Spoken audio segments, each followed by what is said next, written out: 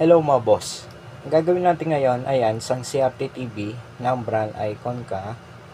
So, ang issue nitong TV na to, so try ko na lang para makita nyo. Saksak ko lang, ayan. So, nagpo-power on naman tong TV kaso, ayan mga boss, so hintayin lang natin. Ayan. Kung titignan nyo, nagpo-power on naman kaso ganyan lang yung kanyang display. So, kulay puti tapos meron tong mga guhit na pa horizontal, ayan. So, sa mga CRT TV, sa gitna to ng mga CRT TV. Ngayon mga boss, yan yung ayusin natin ngayon. Pero bago yan, sa mga bago pa lang dito sa ating channel, huwag sana kalimutan mag-subscribe at pag-pindot na rin notification bell para sa susunod na upload na gagawin natin, ma-notify kayo. Ayan mga boss, kung titignan nyo, bale nabuksan ko na tong TV. At kung papansinin nyo mga boss, iba yung board nito. Ayan, yung tabas nitong kanyang board, iba. So first time kong naka-encounter ng ganitong board sa mga CRT TV. Sa tagal kong gumagawa mga boss, first time ko palang tumanggap ng ganitong board sa mga CRT TV. Ayan, kung papasinin nyo. So balik tayo sa problema nitong TV mga boss. Sa mga ganitong issue naman, white display tapos meron siyang mga lines. Minsan nagiging problema dyan madalas, capacitor lang. Ngayon, yun ang unang check natin dito mga boss. Tignan natin kung capacitor nga ba yung problema nito. Ngayon mga boss, unang check natin dito yung capacitor na 10 UF by 250 volts. So hanapin ko lang. So yung 10 UF by 250 volts na capacitor na yun mga boss, malapit dito sa flyback.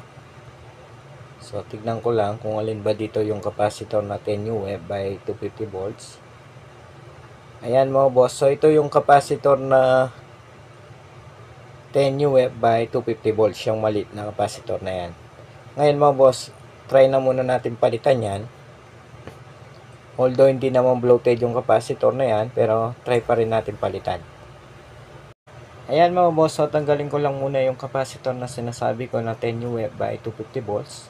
Although hindi naman lumobo yung capacitor mga boss, papalitan pa rin natin yan. Sa mga ganitong issue kasi madalas capacitor yung nagiging problema. Yung 10 UF by 250 volts na yan. Ayan mga boss, kung titignan nyo itong capacitor, kung nakikita nyo itong isang terminal nitong capacitor, ayan, lusaw na. So mukhang sumabaw itong capacitor na yan.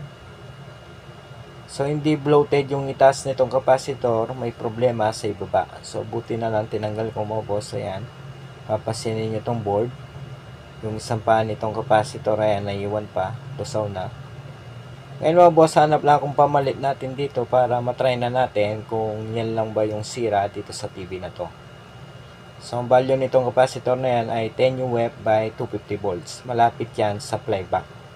Ngayon mga boss, hanap lang akong pamalit. So ayan, kung titignan nyo, bale meron na akong nahanap na capacitor. Same value lang, 10 UF by 250 volts. So baklas lang yan mga boss. Bale ito yung tinanggal natin sa board. So, titignan natin same value. Ngayon, lagay ko lang para matry na natin kung yan lang ba yung problema dito sa TV na to. Sana maboss yan na lang. Wala lang iba pa para hindi na umaba tong ating video. So, sa mga baguhan dyan, wag lang kayo bumasa sa itaas na itong capacitor. Minsan lang may problema sa ibaba.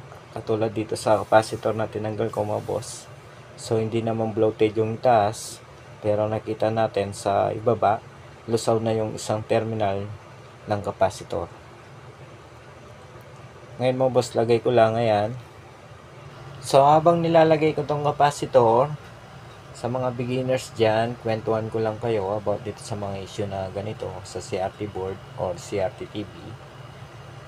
Sa mga ganitong issue mga boss, common capacitor yung nagiging problema. Ngayon, minsan meron din wala sa capacitor ang problema. So, in case man, sakali man na nagpalit na kayo ng capacitor, wala pa rin pagbabago. So, ang gawin nyo mga boss, mag-check voltage kayo sa 180 volts dito sa flyback or sa CRT board. So, once na meron supply, kaso mababa, so, ang gawin nyo, mag-check na kayo ng mga resistor, transistor dito sa kanyang RGB board. Minsan, kapag ganyan, meron shorted sa mga RGB transistor o resistor, meron change value or open. In case man nagpalit na kayo ng capacitor na 10 UF by 250 volts, wala pa rin pagbabago, so doon kayo mag-check sa RGB bulb.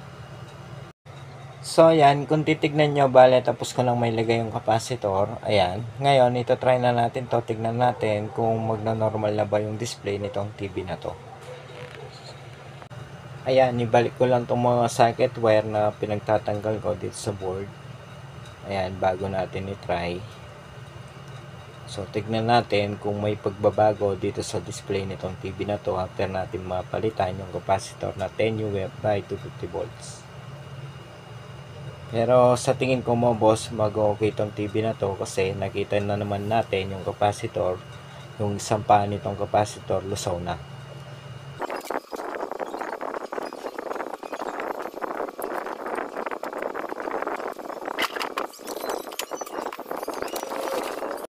So ayan, bale tapos ko nang may balik yung mainboard. Ngayon, ito-try na natin to para makita na natin yung display. Tingnan natin kung may pagbabago mga boss dito sa kanyang display. Ayan, saksak ko lang. Ayun. Kung titignan nyo mga boss, wala na yung kanyang display na puti tapos na may guwit. Ayan, kung titignan nyo, normal na yung display. So, ibig sabihin, ito talaga yung naging problema. Ayan, yung capacitor na yan. So, ang value nito ay 10 UF by 250 volts. Ayan mga boss, malinis na yung kanyang display. So, may kulay na, di katulad kanina. So, okay na to mga boss. Hindi na natin kailangan palagyan ng antena to para matesting pa. Panigurado, okay na yan 100% kasi nawala na yung lines tapos meron na rin kulay ngayon. Sa mga beginners dyan, sa mga ganitong issue, una nyong i-check yung mga capacitor. So, huwag kayong bumase sa bloated or lumobo. Once na wala kayo nakitang lobo or bloated na capacitor, so gawin nyo, mas better tanggalin nyo mga boss, palitan nyo. Kaya okay na to, hanggang dito na lang tong ating video. Sa mga hindi pa pala subscribe dito sa ating channel, huwag sanang kalimutan mag-subscribe. At pag-ipindot na rin notification bell para sa susunod na upload na gagawin natin, ma-notify kayo. Hanggang sa muli, maraming salamat.